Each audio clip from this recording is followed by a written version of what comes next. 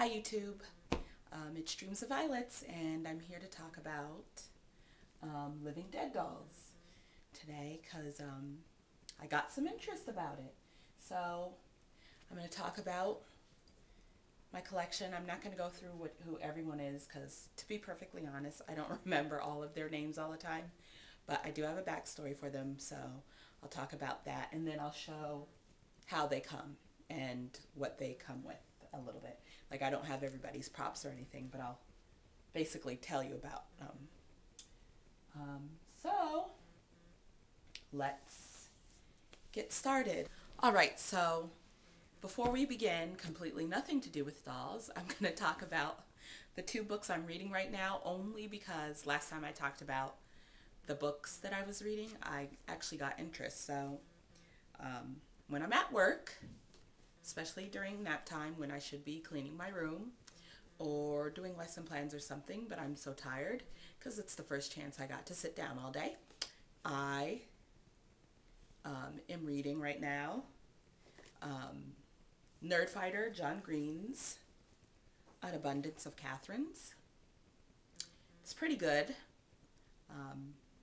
Actually, it's really good, but I definitely so far like the first book he wrote. I think it's called Looking for Alaska. I definitely like that better, but this is really good. And if you don't know who Nerdfighter John Green is, I'll leave a link for his YouTube. If you're into YouTube, though, I would think that you probably know who he is, especially if you're a nerd like me.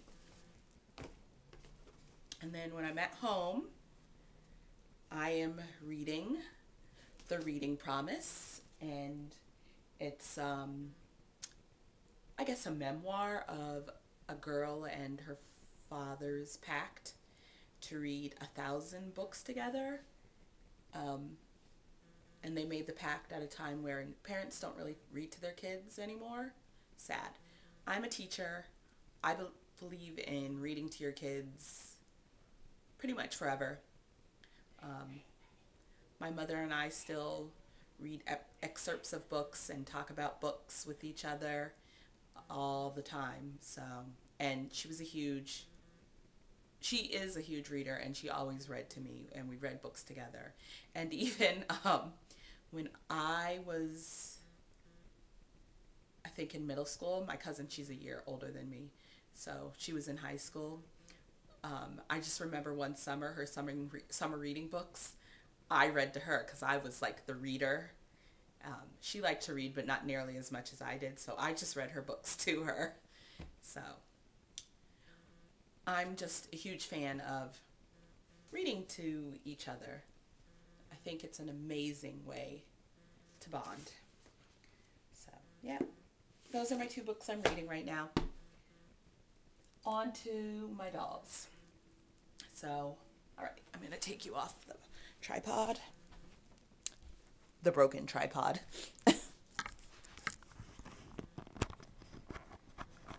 So I have my dolls set up in their little groups that have to do with my backstory, and I'm just thinking I should probably tell you about the backstory first.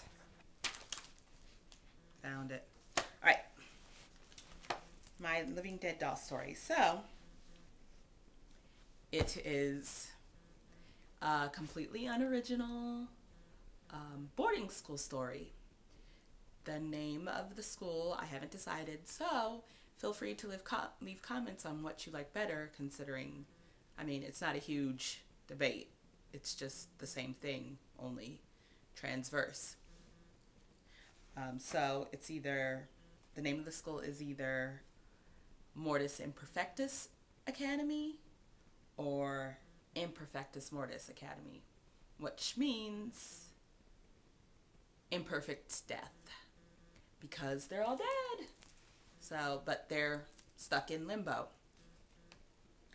And so the headmistress, who is the Alice in Wonderland Red Queen, I've named her Regina, which means queen. Um, she's the headmistress. She founded the school because she found out that she was good at helping the undead figure out how or why they were stuck here and sending them on their way.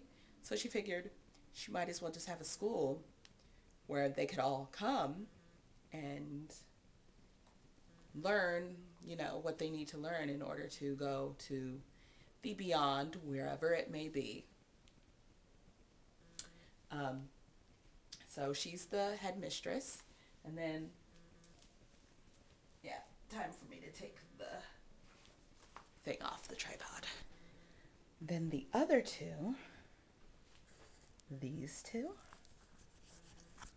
are the other faculty members I have. This one specializes, Centaurea specializes in ancient rituals and religions and the occult and all that stuff. Like if, a spell was put on you or a curse or any of that, that's her specialty, and she teaches you about that.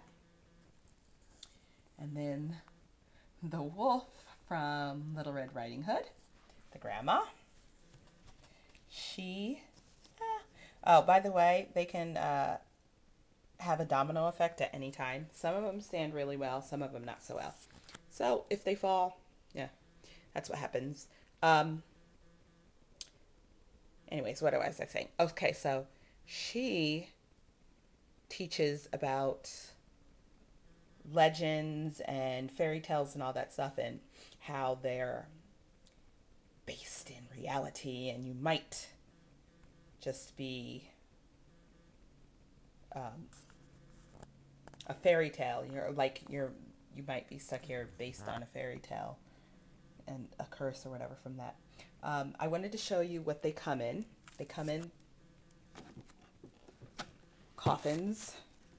This is how they come, with like the clear plastic and everything. But they do have lids on the top. I put this one this way so you can see. They have lids on the top. This was a special edition one. They don't all look like that. They usually are just black, like that. But some are, like, there's been a red ones and a couple other different things, but most of them just have the black. And they all come with death certificates and a little chipboard poem. And I just brought two of my favorite ones down, so I'm going to read you their chipboard poems at the end, and their death certificates. And the only time they don't come with death certificates and chipboard poems is if they're like a special edition something, and they might come in a different box. Like, she didn't have either of those. She came in a completely different box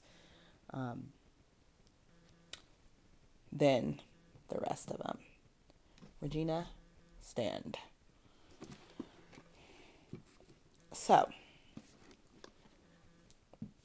the school is like any school with your popular mean girls, and that's this group.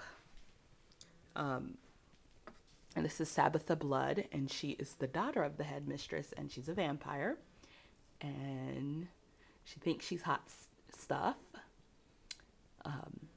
And this is her second in her command, her little lackey. And those are the worst ones because they just prey on, other people to make themselves feel good about themselves. Her name is Sanguis. She's quite overzealous, but I love her face covered in blood. She's quite dramatic. And so they're the two vampires in the group. And then we have two pixies in the group. They like to steal little children and mess with them. And we have a zombie who likes to eat their brains, so that's fun. And so that's their little clique.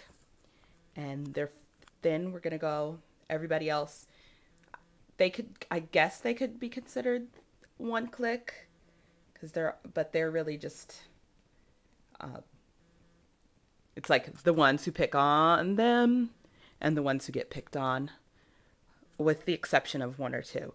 But they're not. These are the mean girls. The other one's not so. So Mean Girls. All right. We go over here and we have another vampire.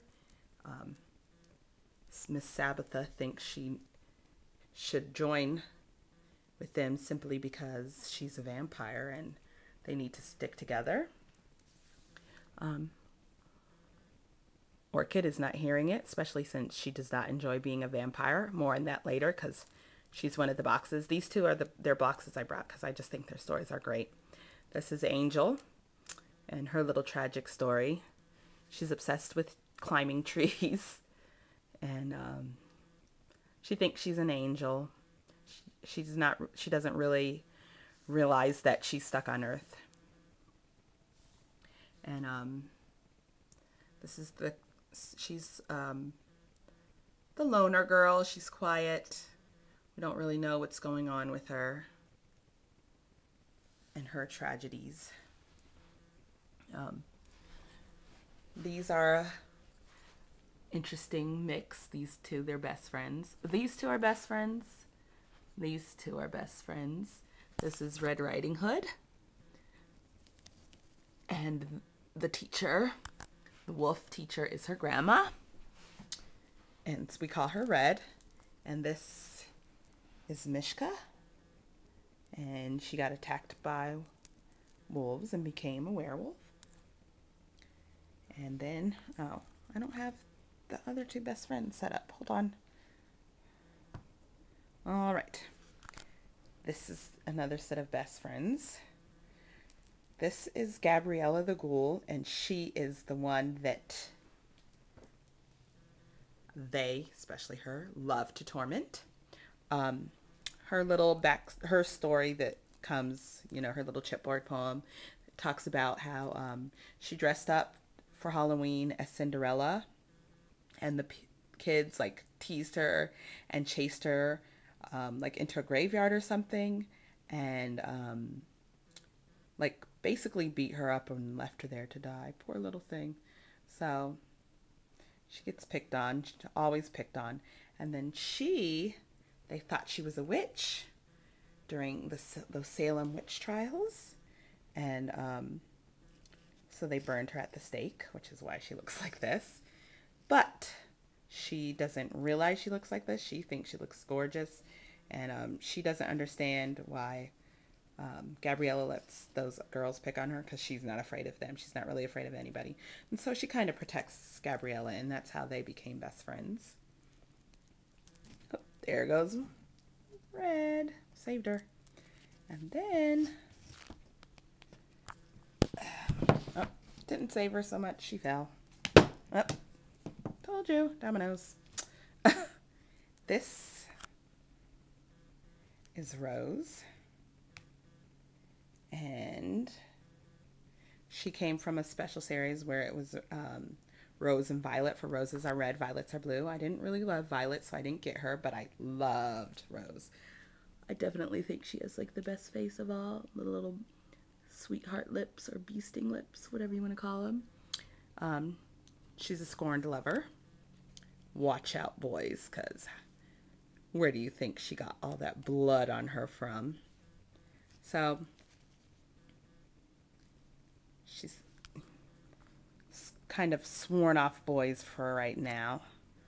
And this is her best friend. Another Sugar Scald one. There was a whole series of them. I only got the two though. And they're best friends. So that's their whole little crew. Alright, so a little bit more about them. They come in series. And the series have about 6. Is it 6 they come in, or 7? I'm not sure because I don't have a single complete series. All right, the price. If you get the series that is out at the moment, they generally range around $25, which is fantastic. You can get like the whole series easy. Especially if you're used to paying BJD prices for dolls. So that's fantastic about them. And it's instant gratification because you can generally find them in stores. Um, you can, although not lately, I've noticed, you can find them at Hot Topic. You can find them at Spencer's. Sometimes they're at FYE, if there are any left, and other music video stores. If you know of any sort of like action figure doll store places, like, and they are online all over the place. There's actually a forum for them, but there are tons of them on Amazon at really good prices too. And just like if you do a Google search, you can find them like anywhere. But most of the ones that I want to add to my collection are really rare now, and I believe one of the ones I want is now up to around $200. Of course. Living Dead dolls things. So you open it up. Alright, so this is Orchid. And her little chip poem says, "Little Orchid is a vampire kid who so wants to be a spook. But how do you feed when the substance you need makes you want to puke? She can't stand the taste of blood." And then her death certificate says, see, it's a little death certificate.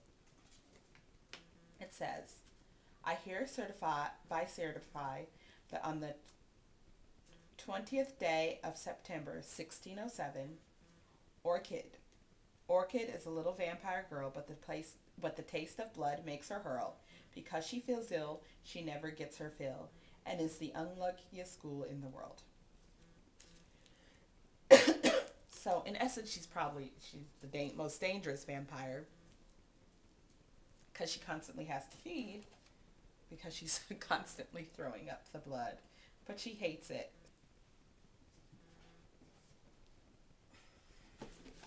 And then this is hers, Sunday.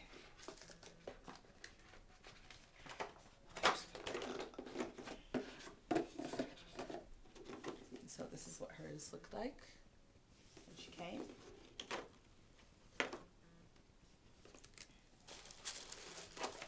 Hers is really sad. It said, "An angel is what you are," is what her mother said. She placed upon her costume wings and a halo above her head. Sunday trusted her mommy and believed this to be true. Climbed did she to the highest tree. From its peak she let go.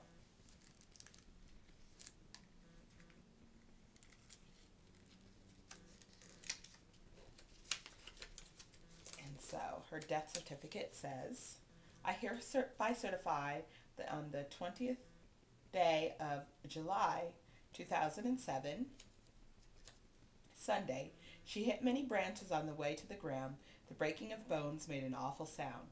Severe blunt trauma to the chest, neck, and head is why this little angel was found lying dead." How sad is that? So, yeah. A little angel. So she's like all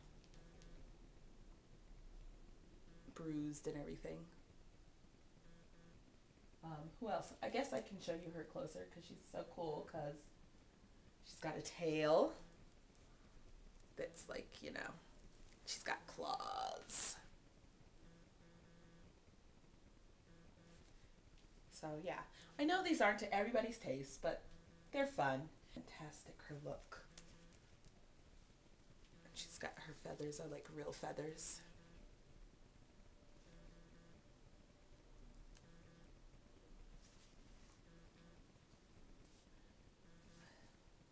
So I guess that's it for now. If you have any questions or want me to cover anything else or a specific one, feel free to ask. Although I will let you know that there are quite a few people on YouTube, Living Dead doll collectors, that have much more much larger collections than me, and they do a personal post for each of them and read their chipboard poems and their death certificates and show all their little stuff. Like the Halloween ones have pumpkin buckets. My little zombie here, first of all, she has roller skates, which is why she's not standing, because she rolls. But she's a zombie, and she's a waitress, so she has a plate with brains on it. Now, I can handle brains on the plate. I can't handle when I could see it on her head. I hope you guys enjoyed this, and stay tuned within the next couple days for 2 body reviews. I'm going to review my, what is that called? My secret doll. Right, I was having a serious mind blank. I kept thinking of soul doll, and I'm like, I don't have a soul doll. That's my spirit doll person. She has a really sort of unique body that I want to talk about. She's definitely not for the people who want a doll that's realistic. That is not her. And then I have my Eiffel House BID body, which is really interesting. And she definitely is for people who want a doll that's really realistic. And she has a new face up, which I will discuss. Yeah, I guess for right now, that's it. Oh, I wanted to say one more thing. Somebody asked me to show my entire collection of dolls. Now, I do plan on doing that. I would love to do like an updated version of that, because I do have like a tour of my collection, which wasn't even all of my collection. But that probably will not happen until the summertime, and possibly late summer, because I might be moving. We'll see. I might be moving this summer. We'll see. But I guess that's it for now. So, bye YouTube.